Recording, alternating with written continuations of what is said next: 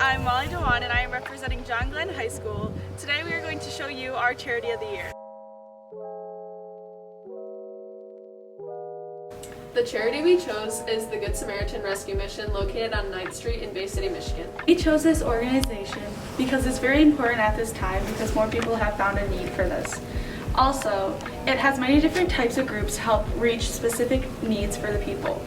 And the third reason is that it builds futures for the people in Bay City as well as Bay City as a whole. We had the opportunity to speak with Marlene Micah. She is the Development Associate at Good Samaritan. What is the mission of this organization? Okay, so Good Samaritan Rescue Mission is an emergency homeless shelter. And we are actually part of an organization that's called Rescue Ministries of Mid-Michigan. So we also have another mission in Saginaw called City Rescue Mission. So our primary focus is the homeless. If anyone has no place to go and they need shelter, they can come to either of our missions. And once here, they are treated with respect. They are, whatever their needs are outside of being homeless, those needs are addressed. They work with case managers while they're here to address those situations. Our goal is to get them back on their feet, is to help them to get back on their feet. While they're here, they're working their case plan and they are helping their own situation so that they can do just that. All right, and then my next question is, can you give me an overview of what happens on the daily here? Sure. That can vary quite a bit, but I can give you kind of an overview. So we do have men, women, and children here, should specify that. And also recently we just opened a youth shelter that is for teens, ages 12 to 17 specifically. So we have all ages. We have people doing all kinds of different things depending on their case plan and whatnot. So the day can look different for everybody, but basically everyone has a same wake-up call. We have a dining room for the women and children. We have another dining room for the men. And so they each have their assigned meal times. So everybody knows what time their breakfast is, their lunch is, their dinner is. Everybody gets 3 meals a day. And so they have the wake-up call and they get to breakfast. If it's during the school year, then moms, dads still have to get kids off to school. And then they start working their case plan. So while people are staying here, they're all helping out around the building. Everyone has to keep their room clean, and there is a room inspection, make sure everyone's keeping their area clean. But they do also help out around the building. So they might help with keeping the floors clean, cleaning the bathrooms, helping in the kitchen, working outside, either shoveling or raking, depending on the season that we're in. So they just help out in various ways, as well as they have their own appointments. So they might be going out to meet prospective employers, meeting with some doctors, depending on what they're dealing with. And again, they know what time mealtime is, so back for lunch, back for dinner, and then have to be in by a certain time as well. All right, and what is the importance of the Good Samaritan in our community? Oh my goodness, that's a really good question. I like how you phrased that question. The importance is whether you are a citizen that sees the homeless or not, they're there. And most of them, hopefully most of them do come into shelter. So while people are here, they're getting their needs addressed because we work with area agencies that can address everybody's needs. If someone is out on the street or they are jumping from this friend to this friend, jumping couches or whatever, they might not know about the resources that are available in the community.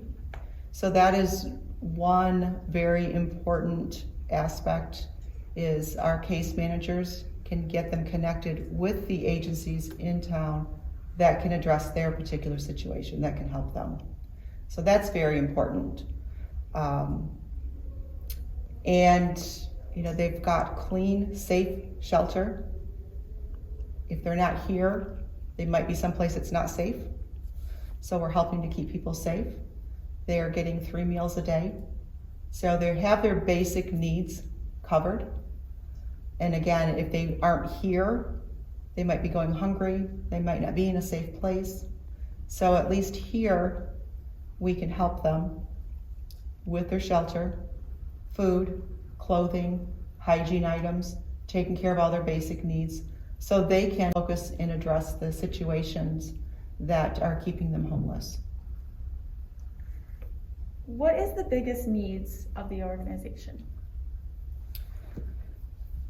Well, the biggest need is always financial. Of course, that might be obvious.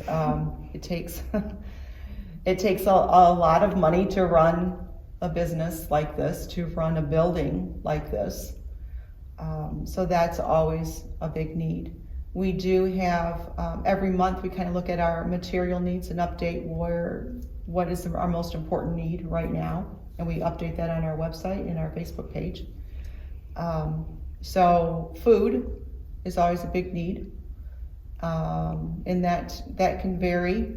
We'll update that every month too. So it might be, we need some ranch dressing, we might need hams, we might need corn, depending on what we have on the shelves, and how many people we're feeding at that time.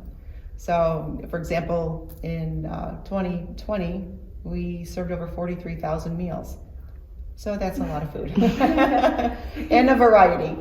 And again, we take care of their basic needs while they're here. So donating the shampoo and the toothpaste, just those everyday items that we do, each of us does use.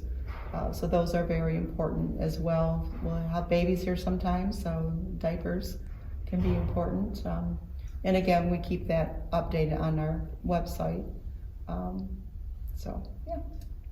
How can people get involved? Lots of ways to get involved. You can be a supporter, of course, with like a monthly financial donation, if that's something that somebody can do. You can donate your time and volunteer, and there are a lot of volunteer opportunities. We're sitting in our chapel right now, so that's something that we also provide. We do have daily chapel services, so we have volunteers from area churches that volunteer there. They come in and devote their time to about like a 30-minute chapel service. And our volunteers can come in, and you met our receptionist when you came in, so those are volunteers.